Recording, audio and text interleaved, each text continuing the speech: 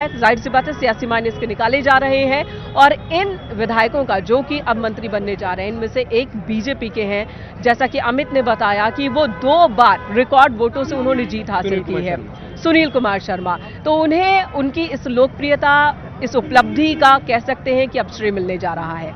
RLD के कोटे से वो भी विधायक पद पहुंच चुके हैं जो मंत्री पद की शपथ लेंगे। राजभवन के भीतर की तस्वीरें हम आपको दिखा रहे हैं। इस वक्त राष्ट्रगान वहां पर चल रहा है। मुख्यमंत्री योगी आदित्यनाथ को आप मंच पर देख सकते हैं। माननीय मुख्यमंत्री जी की मंत्रणा से निम्नलिखित महानुभावों को उत्तर प्रदेश का मंत्री नियुक्त किया है।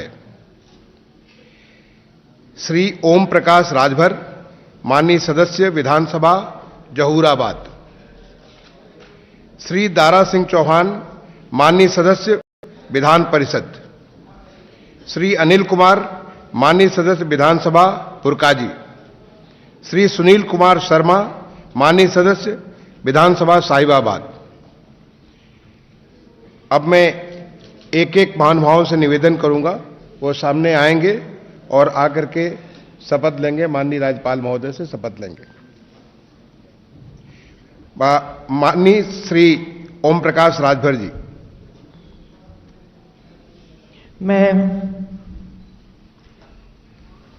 मैं ओम प्रकाश राजभर ईश्वर की शपथ लेता हूं कि मैं विधि द्वारा स्थापित भारत के संविधान के प्रति सच्ची श्रद्धा और निष्ठा रखूंगा। मैं भारत की प्रभुता और अखंडता अक्षुण्ण रखूंगा। मैं उत्तर प्रदेश राज्य के मंत्री के रूप में अपने कर्तव्यों का श्रद्धापूर्वक और शुद्ध अंतःकरण से निर्वहन करूंगा तथा मैं भय या पक्षपात, अनुराग या द्वेष के बिना सभी प्रकार के लोगों के प्रति संविधान और विधि के अनुसार न्याय करूंगा। मैं ओम प्रकाश राजभर ईश्वर की शपथ लेता हूं कि जो विषय उत्तर प्रदेश राज्य के मंत्री के रूप में मेरे विचार के लिए लाया जाएगा अथवा मुझे ज्ञात होगा, उसे किसी व्यक्ति या व्यक्तियों को तब के सिवाय जबकि ऐसे मंत्री के रूप में अपने कर्तव्यों के सम्यक निर्वहन के लिए ऐसा करना अपेक्षित हो, मैं प्रत्यक्ष अथवा अप्रत्यक्ष रूप से ससूचित या प्रकट नहीं करूंगा। माननीय श्री दारा सिंह चौहान जी से अनुरोध है कि कृपया शपथ ग्रहण करने के लिए पधारने का कष्ट करें।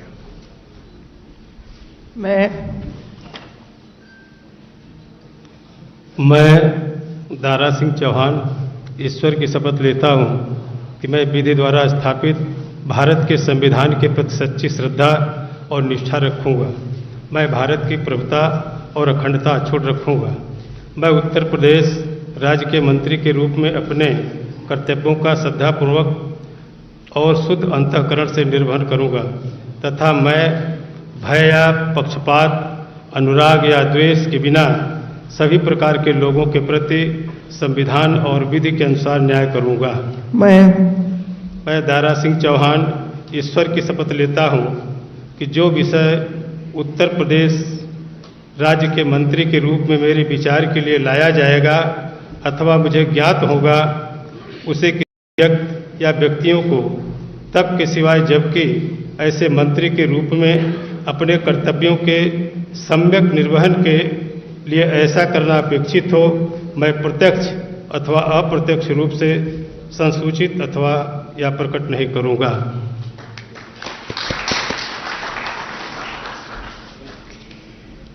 माननीय श्री अनिल कुमार जी से अनुरोध है कि कृपया शपथ ग्रहण करने हेतु पधारने का कष्ट करें। मैं अनिल कुमार ईश्वर की शपथ लेता हूं कि मैं विधि द्वारा स्थापित भारत के संविधान के प्रति सच्ची श्रद्धा और निष्ठा रखूंगा। मैं भारत की प्रभुता और अखंडता अक्षुण्ण रखूंगा। मैं उत्तर प्रदेश राज्य के मंत्री के रूप में अपने कर्तव्य का श्रद्धापूर्वक शुद्ध अंतःकरण से निर्वहन करूंगा तथा मैं भय या पक्षपात, अनुराग, द्वेष के बिना सभी प्रकार के लोगों के प्रति संविधान और विधि के अनुसार न्याय करूंगा। मैं अनिल कुमार ईश्वर की शपथ लेता हूं, जो विषय उत्तर प्रदेश राज्य के मंत्री के रूप में मेरे विचार के लिए लाया जाएगा अथवा मुझे ज्ञात होगा, उसे किसी व्यक्तियों को तब के सिवाय जबकि ऐसे मंत्री के रूप में अपने कर्तव्यों को समय निर्वहन के लिए ऐसा करना अपेक्षित होगा, मैं प्रत्यक्ष अथवा अप्रत्यक्ष रूप से संसूचित या प्रकट नहीं करूंगा। माननीय श्री सुनील कुमार शर्मा जी से अनुरोध है कि कृपया शपथ ग्रहण हेतु पधारने का कष्ट करें।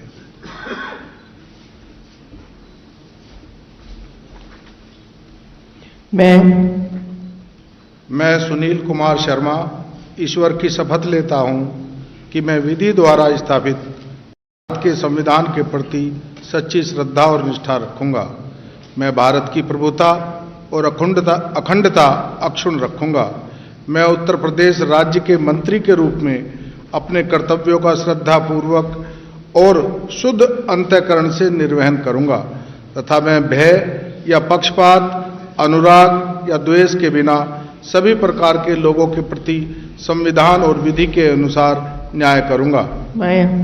मैं सुनील कुमार शर्मा ईश्वर की शपथ लेता हूं कि जो विषय उत्तर प्रदेश राज्य के मंत्री के रूप में मेरे विचार के लिए लाया जाएगा अथवा मुझे ज्ञात होगा, उसे किसी व्यक्ति या व्यक्तियों को तब के सिवाय जबकि ऐसे मंत्री के रूप में अपने कर्तव्यों के सम्यक निर्वहन के लिए ऐसा करना अपेक्षित हो, मैं प्रत्यक्ष अथवा अप्रत्यक्ष रूप से संसूचित या प्रकट नहीं करूंगा।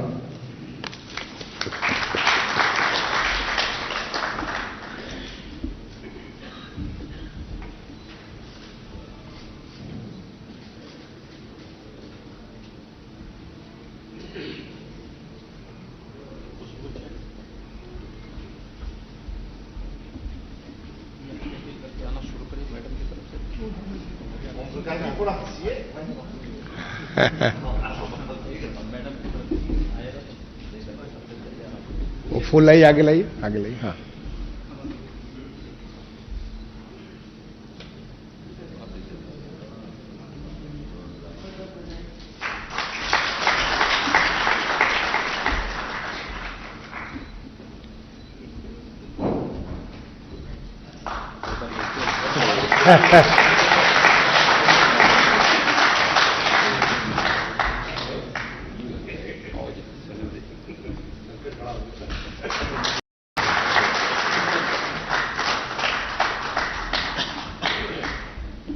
देखा आपने तालियों की गड़गड़ाहट और चारों चेहरों जिन्होंने अभी अभी शपथ ग्रहण किया, पद और गोपनीयता की शपथ ली और इसी के साथ बहुप्रतीक्षित कैबिनेट विस्तार, उसका जवाब आज मिल गया। कैबिनेट विस्तार हो गया, दोपहर में फोन और शाम तक शपथ ग्रहण भी हो गया।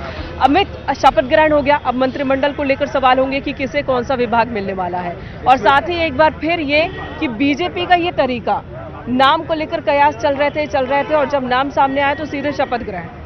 सही बात है कि देखिए दो नाम अचानक से सामने आते हैं और सबको चौंका देते हैं। दारा सिंह चौहान का नाम तो चल ही रहा था चर्चा में, ओपी राजभर का नाम चल रहा था, लेकिन सुनील कुमार का और अनिल कुमार का नाम अचानक से सामने आता है और दोनों मंत्री पद की शपथ लेते हैं।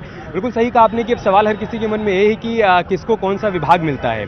जैसा कि मैंने बताया कि इससे पहले ओपी राजभर जब 2017 में मंत्री बने थे तब उनको पिछड़ा समाज कल्याण विभाग मिला था और वो उसी की हिमायत भी लगातार करते रहे। तो देखना होगा कि क्या एक बार फिर से वो वही डिमांड करते हैं या फिर बातचीत के दौरान जाहिर सी बात है कि तय हो गया होगा कि किसको कौन सा विभाग मिलेगा, लेकिन वो तस्वीर साफ हो जाएगी देर शाम तक या फिर कल तक वो तस्वीर साफ हो जाएगी।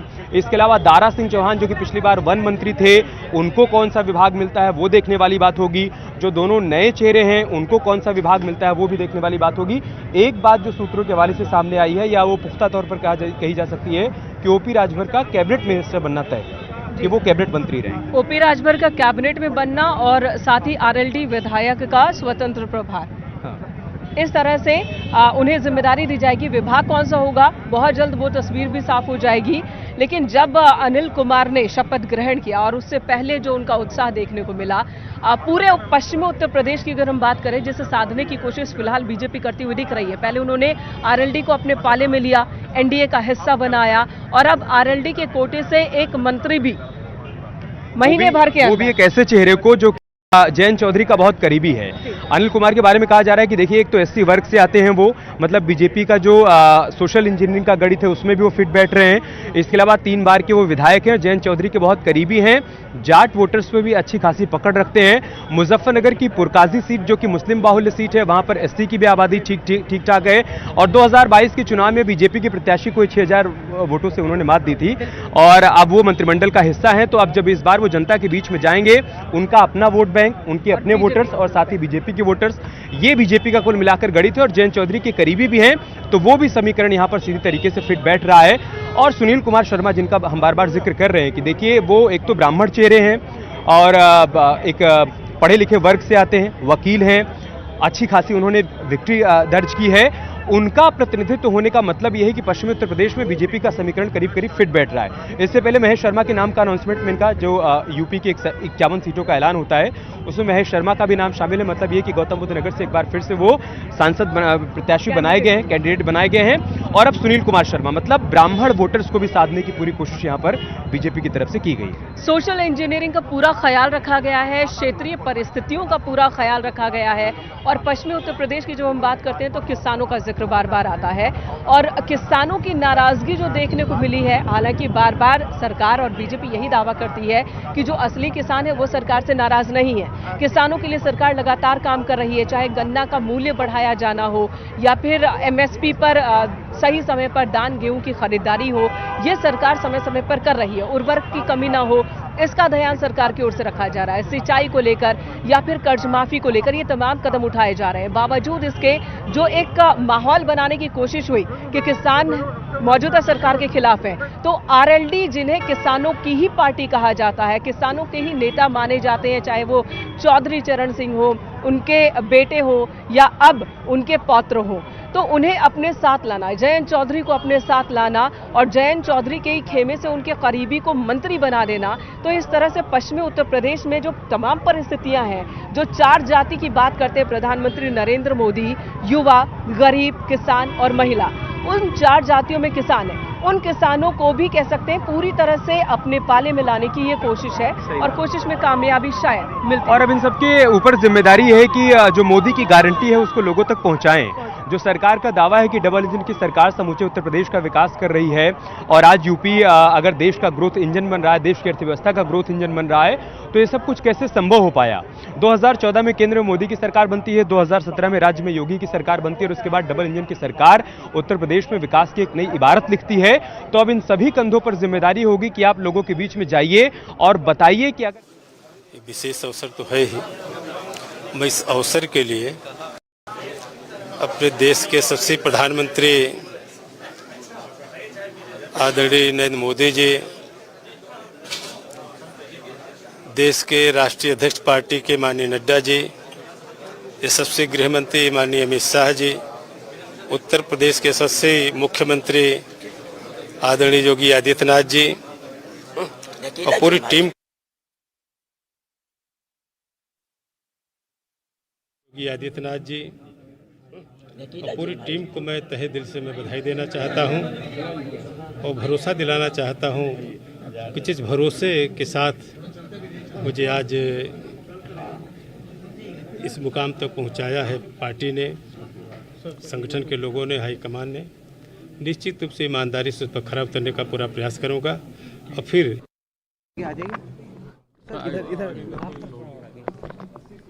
सर, अब तो शपथ भी ले ली, किस तरह का अनुभव है, क्या कुछ कहना है?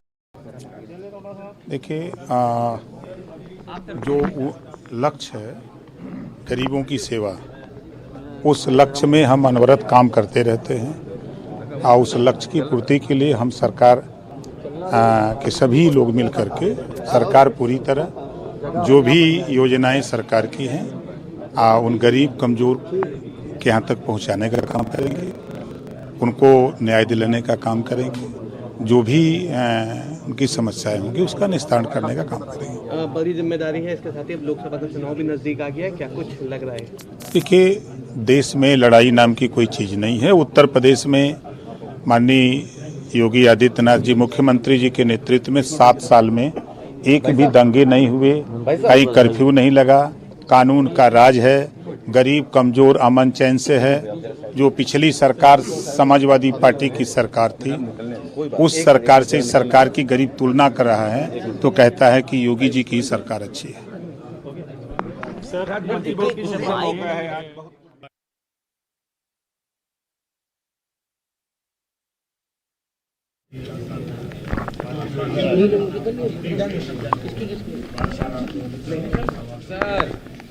बधाई सर, आज यहाँ पे मंत्रिमंडल विस्तार हुआ है, 4 मंत्रियों को जिम्मेदारी मिली है। सभी लोगों को कितना बल मिलेगा? जो बहुत बल है, चारों मंत्रियों को हमारी तरफ से सरकार को बधाई है और सब कुछ है।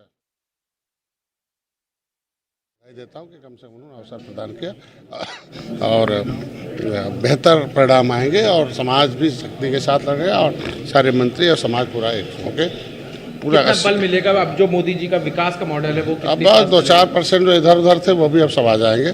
जो लोग थोड़ा जो भ्रमित करते रहते थे, अब विपक्ष की आवाज़ तुरंत बंद हो जाएगी। सर, तबीयत कुछ खांसी लग रही है?